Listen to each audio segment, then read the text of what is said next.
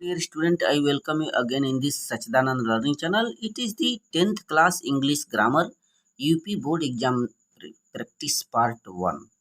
तो स्टूडेंट आपको पता है कि जो 10वीं क्लास है उसमें इंग्लिश जो होता है उसमें जो सेक्शन सी है वो ग्रामर पोर्शन है। ग्रामर पोर्शन 10वीं में 15 नंबर के आते हैं, जिसमें से 5 नंबर का ट्रांसलेशन होता है और 10 नंबर के छोटे छोटे क्वेश्चन दिए जाएंगे। वह क्वेश्चन आपका सब्जेक्ट या प्रेडिकेट पूछ ले, या फिर रीऑर्डरिंग पूछ ले, या फिलिंग द ब्लैंक्स से संबंधित वर्ब भरने के लिए पूछ ले, या पंक्चुएशन दे दे, अथवा फॉर्म भरने के लिए दे दे, या डायरेक्ट इनडायरेक्ट दे दे, आर्टिकल्स दे दे, ऑब्लिक एक्टिव पैसिव दे दे। तो इन सभी क्वेश्चन, छोटे छोटे क्वेश्चनों पर आधारित ये सेक्शन सी बनता है, जो 15 नंबर के दिए जाते हैं।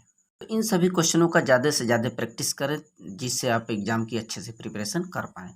आइए, हमने यहाँ पर लिया है कि पहला क्वेश्चन लिया है कि read the following sentence carefully and write their subject and predicate. सावधानी से पढ़िए और जो सेंटेंस दिया गया है इसमें सब्जेक्ट और प्रेडिकेट बताइए। 1 नंबर का ये पहला क्वेश्चन दिया है, the sun rises in the east, यानी कि सूर्य पूर्व में उगता है। इसमें सब्जेक्ट क्या है, प्रेडिकेट क्या है। तो स्टूडेंट, सब्जेक्ट माने कर्ता होता, प्रेडिकेट माने होता विधेय। ये कैसे हमको पता चल पाता? कोई भी सेंटेंस होता है, उस सेंटेंस में जिसके बारे में बातें की गई है वह सब्जेक्ट है। जैसे और उसमें यदि हम हूँ से प्रश्न करें तो पता चल जाएगा। जैसे एक कहें कि कौन पूरब में उगता है, तो पता चलेगा कि सूर्य। अर्थात ये कह सकते हैं कि जिसके बारे में उस सेंटेंस में बातें की जाती है वो सब्जेक्ट कहलाता है। The sun rises in the east, तो सन के बारे में बात हो रही है कि वह पूर्व में उगता है, तो सन क्या है, यह सब्जेक्ट है। ठीक है। और उस सब्जेक्ट के बारे में जो कही गई बातें हैं वो प्रेडिकेट कहलाता है। ठीक, तो यहाँ पर द सन ये आपका सब्जेक्ट हो जाएगा। प्रेडिकेट क्या हो जाएगा? तो अब उस सब्जेक्ट के बारे में यहाँ से लेके जो भी बातें कही जाएंगी यह सभी प्रेडिकेट माना जाएगा, और यह प्रायः उस वाक्य में उसकी जो वर्ब होती है, वर्ब या सहायक क्रिया को लेते हुए संपूर्ण भाग ये प्रेडिकेट में आता है। तो प्रेडिकेट क्या हो जाएगा? राइजेज इन द ईस्ट, ये आपका प्रेडिकेट हो जाएगा। दूसरा देखिए, हमने दिया my elder brother helped you, मेरा बड़ा भाई तुम्हारा मदद किया। तो कौन मदद किया? पता चला माई एल्डर ब्रदर, तो यह आपका सब्जेक्ट हो जाएगा। माई एल्डर ब्रदर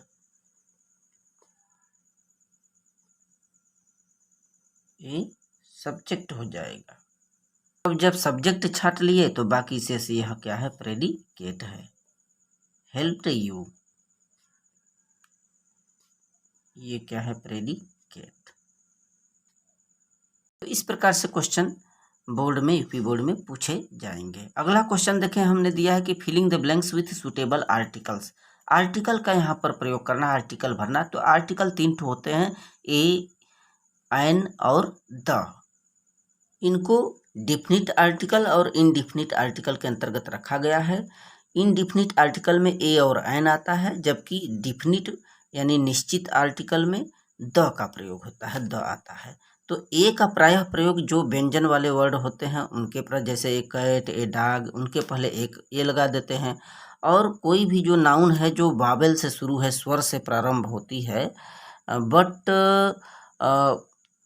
बट उससे जो निकलने वाला स्वर होता है व्यंजन की तरह होता है, तो वहाँ पर हम आयन का प्रयोग नहीं करेंगे, बल्कि ए का ही प्रयोग करेंगे। जैसे यूरोपियन, यूनिवर्सिटी, तो जहाँ यू से शुरू हो रहा है वहाँ आयन नहीं लगाएंगे। हालांकि आप जानते हैं कि आयन का प्रयोग ए, ई, आई, ओ, यू से पहले आयन का प्रयोग कर देते हैं, बट यहाँ पर जो यू उच्चारण आ रहा है, यूरोपियन और यूनिवर्सिटी, वहाँ ए का प्रयोग करेंगे। और ऐसे जो नाउन होते हैं जो कि किसी व्यंजन से प्रारंभ होते हैं, कंसोनेंट से, लेकिन उनका जो साउंड निकलता है वावेल से होता है, वहाँ ए न लगाकर आयन लगाते हैं। जैसे आयन आवर, 1 घंटा, फिर आयन ऑनेस्ट मैन, वहाँ पर आयन का प्रयोग करेंगे।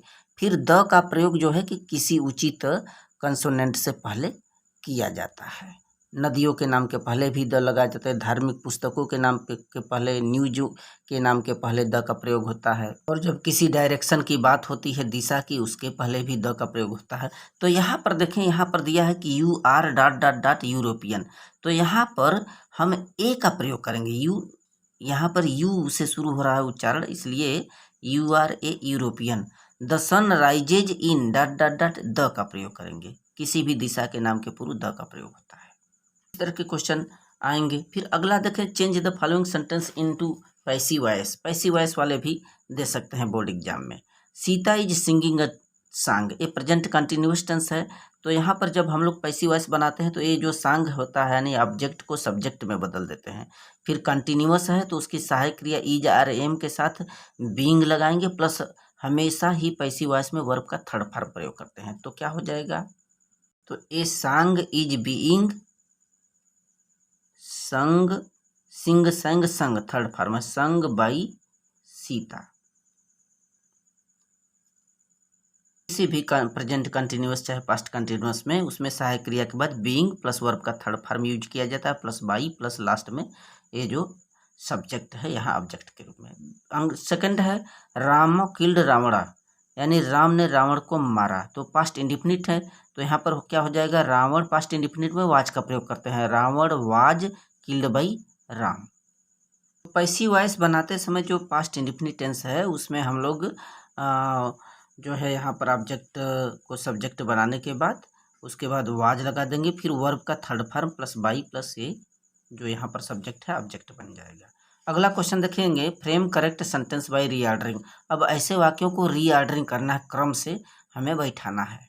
तो रीऑर्डरिंग का क्या रूल होता है, जब हम लोग सब्जेक्ट और प्रेडिकेट के हिसाब से इनको रीऑर्डरिंग करते हैं, पहले कर्ता फिर क्रिया यानी कि सहायक क्रिया या क्रिया फिर कर्म व अन्य बातें, इस तरह से हम लोग जैसे ट्रांसलेट करते हैं उस तरह से इनको हम सेट करते हैं। कर्ता क्रिया कर्म के अनुसार से सेटिंग करते हैं, ठीक है। तो यहाँ पर देखेंगे, देखिए प्लेयर वाज ग्रेट सचिन ए। अब ये डिसऑर्डर है, इसको ऑर्डर में कैसे करेंगे, पहले हम सब्जेक्ट ढूंढेंगे। प्लेयर माने खिलाड़ी, वाज माने था, ग्रेट माने महान, सचिन ए। तो यहाँ पर पहले सब्जेक्ट ए खोजेंगे, सचिन नंबर 1 पर सचिन, फिर इसकी क्रिया नहीं है तो सहायक क्रिया डालेंगे, दूसरा पर आ जाएगा सचिन वाज, फिर तीसरा पर ए हो जाएगा वाज ए ग्रेट प्लेयर, ये 5वां पर रख दें तो Sachin was a great player हो जाएगा। इसी प्रकार यह जो सेंटेंस है, morning good walking is a in the exercise, ठीक है, सुबह में टहलना एक अच्छा व्यायाम है। तो इसको रीऑर्डरिंग करें, walking is a good exercise in the morning को लास्ट में रख देंगे, morning full stop. Next question दिया है, चेंज इनटू इनडायरेक्ट। नरेशन से है, इनडायरेक्ट में चेंज करना है। इनडायरेक्ट का थोड़ा सा अलग रूल होता है, असर्टिव का अलग है, इंट्रोगेटिव का अलग, इम्परेटिव अलग होते हैं, एक्सक्लामेटरी है, ऑप्टेटिव है। तो यहाँ पर देखें, Ganesh said to me I have passed the exam. तो ये कथन वाले जो वाक्य होते हैं उनको हम लोग असर्टिव सेंटेंस कहते हैं। असर्टिव सेंटेंस में सेड टू को टोल्ड में कर देते हैं, यहाँ पर इन्वर्टेड कमा हटाने के बाद दैट कंजक्शन का प्रयोग करेंगे, फिर ये पर्सन पर चेंज कर देंगे, पर्सन वो सब्जेक्ट में टेंस में परिवर्तन कर दिया जाएगा। यहाँ पर जैसे देखें, गणेश सेड टू मी, इसको तो सेड टू के बाद यहाँ पर ऑब्जेक्ट लगा है, इसे टोल्ड में कर देंगे। अब गणेश टोल्ड मी, यहाँ पर दैट कंजक्शन लगाएंगे इन्वर्टेड कमा हटा करके, that.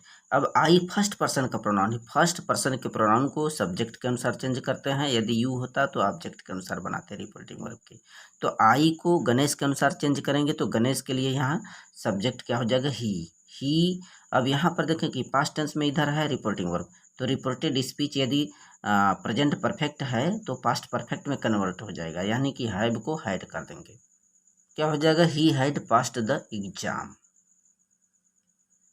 Ganesh told me that he had passed the exam. Next question है, the teacher said to the student stand up. तो यहाँ पर टीचर चूंकि स्टूडेंट को ऑर्डर दे रहा है, आज्ञा दे रहा है, अतः यह आपका इंपरेटिव सेंटेंस है। इंपरेटिव सेंटेंस में सेड टू के स्थान पर ऑर्डर कर देते हैं, इन्वर्टेड कॉमा को हटाकर कंजक्शन टू का प्रयोग करते हैं।